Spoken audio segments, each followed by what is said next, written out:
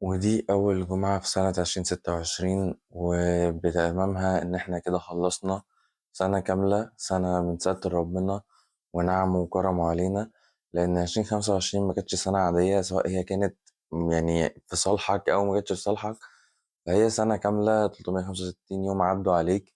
لازم تعرف أنت عدى فيهم إزاي، أو الدنيا دي عدت عليك إزاي، أو السنة دي عدت عليك إزاي، غيرتك إزاي. لأن طبيعي أنت دخلت السنة دي بشكل وهتخرج منها بشكل تاني. يعني ده انت لازم تكون اتعلمت حاجة في السنة دي، ومنها حاول ما تقلل أخطائك في السنة اللي جاية.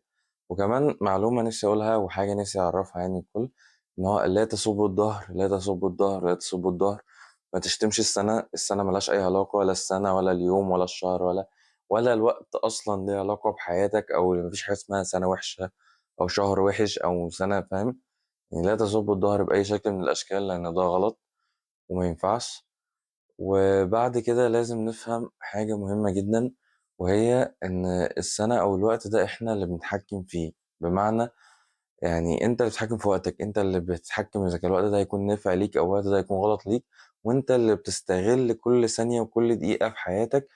فحاول تستغلها بأحسن شكل. يعني مثلا خلينا ماشيين على المثال بتاع أنت شفت كام عربية حمراء، فهتقولي ما عدتش. لكن لو جه حد في أول يوم قالك أنت على كل عربية حمراء هتاخد 500 جنيه، فصدقني انت هتشوف عدد لا نهائي من العربيات الحمراء النهارده. فهي دي نفس الفكره، ان هو الوقت بتاعك انت حاول تستغله، هتلاقي ان الوقت بيستغل باحسن شكل. فهي دي الفكره كلها، ان الوقت ملوش علاقه، هو الوقت كده كده بيمر، يعني فاهم؟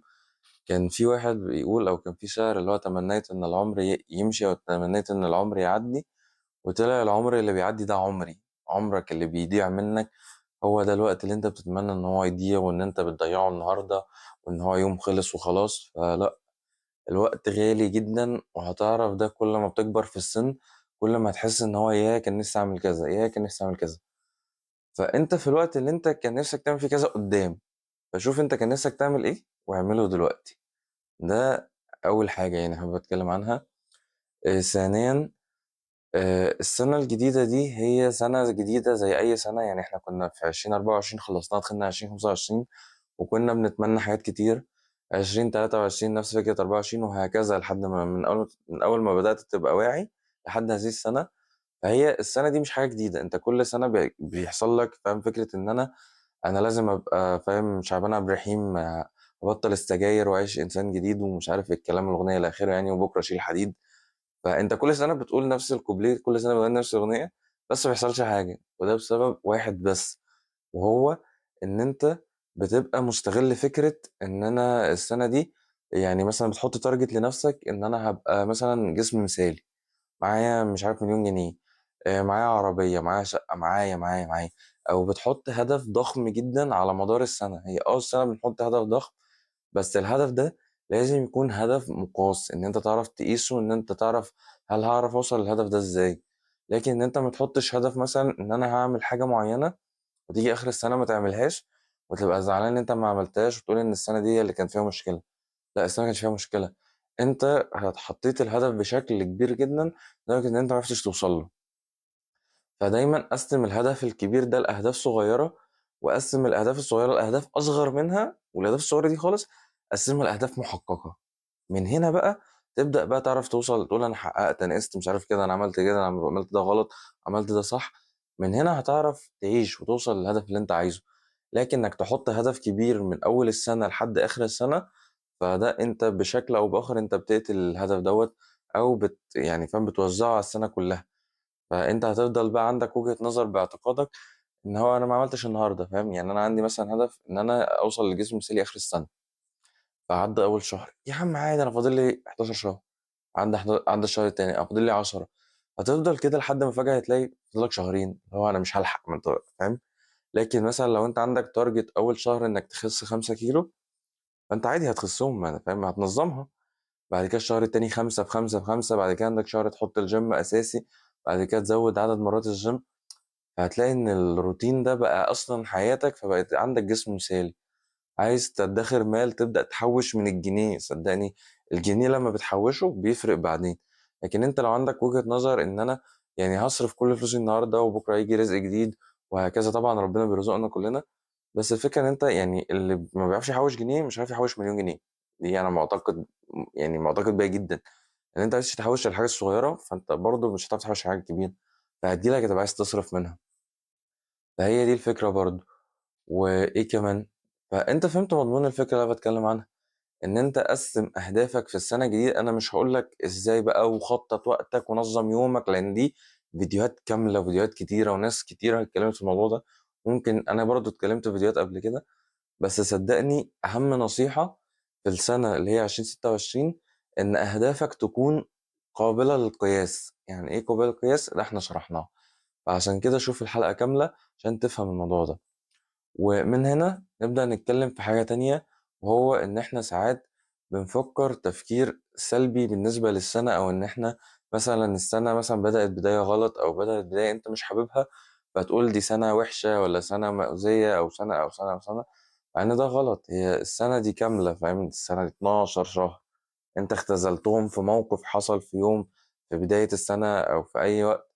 فلأ، السنة كاملة جدًا وكبيرة جدًا إن أنت تحكُم عليها من بدايتها وتحكُم عليها من كده، فلازم تعيش وتتحرّك وتعمل، وما تُقفش. يعني صدّقني، يعني أنا كل مرّة هاتكلّم برضه أقول لك إن أنت ما تُقفش، حاول بأي شكل من الإمكان إن أنت تعمل أي حاجة، حاول تعمل وتكون حاجة صح، يعني ده شيء يعني بديهي يعني، فاهم؟ إن أنت تبدأ تسعى في أي حاجة، حتى لو سعيك ده خطوات بسيطة، بس هتلاقي نتيجة. يعني اللي بيقول لك اقرا 5 صفح كل يوم، على آخر السنة أنت هتكون مخلّص 3، 4 كُتب. بالنسبة لوقتك اللي أنت بتقول أنا ما عنديش وقت إن أنا أقرا، ما عنديش وقت إن أنا أسمع، ما عنديش وقت إن أنا أتفرّج، فعادة صغيرة ممكن تفرق جدًا في إيه، في حياتك كاملة، لإن أنت العادة الصغيرة دي بتتكرر بشكل يومي، فهتعمل أثر وتغيير في حياتك أساسًا. فدي حاجة مهمة. وللناس اللي عطلانة في 2019 بوست كل سنة اللي هو أنا دخلت 2019 لسه صاحي، فاهم؟ أنا عايز أوضح لك معلومة بسيطة جدا. كمان 3 سنين 2019 ده يكون عدى عليها 10 سنين. يعني لو في طفل اتولد كان قد كده في 2019 هيبقى بقى يعني فاهم، هيبقى قد كده في 2029 اللي هي كمان 3 سنين، يكون عدى 10 سنين على السنة اللي أنت بتقول إن أنت واقف فيها. فلأ، إحنا خلاص إحنا مش واقفين، إحنا بقينا حرفيًا إحنا اللي وقّفنا الزمن في السنة دي، فما توقّفش زمنك. الناس كلّها زمنها ماشي، الزمن عمره ما هيقف عند سنة معيّنة، الزمن بيفضل ماشي، فكمّل، اسعى.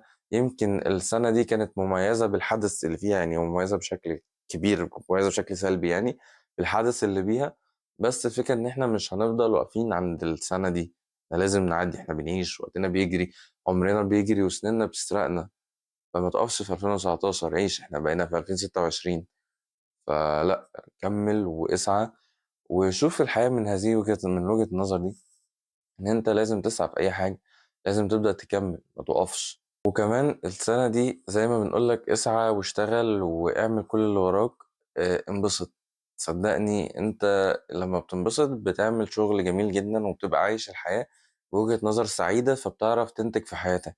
لكن فكرة إن أنت أنا فاهم لازم أنزل أشتغل 24 ساعة، أنت ما فيش بني آدم بيعرف يشتغل 24 ساعة، ما فيش بني آدم ما بينامش، ما فيش بني آدم ما بيضيّعش وقته، ما فيش بني آدم ما بيرتاحش. فلمّا تشتغل، اشتغل بكامل طاقتك، ولمّا ترتاح، ارتاح بكامل طاقتك برضه. لإن في ناس باحس إن هي بتستحرم الراحة، إنها بتقول لك لأ وهارتاح، أنا عليّا مسؤولية، أنا عليّا بيت لازم أصرف عليه، أنا عليّا مش عارف midterm بكرة، عليّا مذاكرة، أنا عليّا مش عارف، أنا عليّا، عليّا، عليّا، عليّا. طب ما صدّقني أنت لو ما ارتحتش أنت هتضيع، لإن أنت خلاص أنت فاهم، عقلك خلاص اتفرم في الدايرة اللي إحنا ماشيين فيها. وطبعًا أنا فاهم إن الدنيا دنيا سعي، وإن الإنسان خُلق في كبد، يعني إحنا دايمًا في سعي وإلى آخره، بس الكبد إن إحنا مش لازم نبقى شقيانين 24 ساعة، ربنا ما خلقناش للشقة ال24 ساعة لأ، ربنا خلقنا للعبادة، خلق لنا حاجات برضه تبقى سعيدة. الناس لمّا تتعبد في خلق الله وتنبسط إن هي تشوف خلق الله، دي برضه عبادة. فما تخلّيش النقطة دي تغري دماغك إن إحنا لازم نبقى في شقة ولازم نبقى تعبانين ولازم نبقى طالع عينينا، لأ إحنا مش لازم كل ده، إحنا لازم برضه نرتاح بالإضافة لكل الحاجات دي، لإنك لمّا بترتاح بيبقى عندك طاقة إن أنت تشتغل بشكل أحسن، تعرف تأدّي. عامل زي الشخص اللي فضل يحوّش، يحوّش، يحوّش، يحوّش لحد ما مات. اللي هو أنت حوّشت ليه؟ ما أنت ما حوّشتش لحاجة. حتى أنت لو بتحوّش لحد تاني أو لأولادك أو لعيلتك أو كده، هم ما حسّوش بقيمة التحويشة دي، وما حسّوش بقيمة وجودك، لإن أنت ما قعدتش معاهم، ما ارتحتش معاهم، ما انبسطتش معاهم. فزي ما بتشقى في السنة وبتتعب في السنة انبسط، وحاول تقسم الاتنين سوا، لأن هما الاتنين هما اللي بيعملوا حياة ناجحة أو حياة سعيدة إلى حد ما. لأن الشخص اللي شغال بس أو تعبان بس أو شقيان بس مش مبسوط. وكمان الشخص اللي مبسوط بس، يعني في شخص مبسوط بس، الشخص اللي هو في راحة تامة ده برضو دمار. الراحة دي حاجة فاهم تقتل البني آدم. لأن أنت لو مرتاح على طول فأنت هتحس إن أنت مش عايش، لأن أنت ما عندكش إنجازات تقدر تقيسها. أنت فاهم مرتاح ومبسوط مش عارف إيه. فبرضه مش هتحس بالعلاقة بتاعة الإنسان اللي هو إن هو أنجز شيء فتعب فيه، حاسس إن هو ليه قيمة.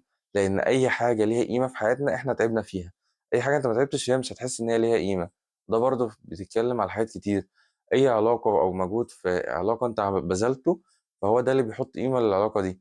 فما إيه الفرق إن أنت مثلا تشوف واحد غريب يبقى هو ده مثلا أحسن واحد في حياتك، إن هو ما بذلش مجهود ناحيتك. هي دي الفكرة. المجهود اللي بيتبذل في حياتنا هو ده اللي إحنا بنحس إن إحنا عملنا حاجة ليه، وإن إحنا نبقى فرحانين بيه. ف بمسك ختام الحلقة بتاعت النهاردة، أتمنى إن السنة اللي هي 2026 تكون سعيدة علينا كلنا، ونحقق كلنا إنجازات جديدة، وتكون سنة سعيدة علينا كلنا. و... وإن إحنا نخلي بالنا من حياتنا ونخلي بالنا من وقتنا، لأن ده مهم جدا. وأتمنى إن الحلقة تكون عجبتكم. وآسف لو طولت أو اتكلمت بشكل مش مرتب، بس هي حلقة من باب إن إحنا نعرف إن مفيش حاجة كاملة، وإن هي حلقة من باب إن أنا بفضفض وبتكلم في بداية 2026، وإيه الأخطاء اللي أنا كنت ممكن بغلط فيها وممكن أنت كمان تغلط فيها، ونفكر فيها سوا. فكانت حلقة جديدة من دفتر العراف، وكان معاكم فارس الطراس.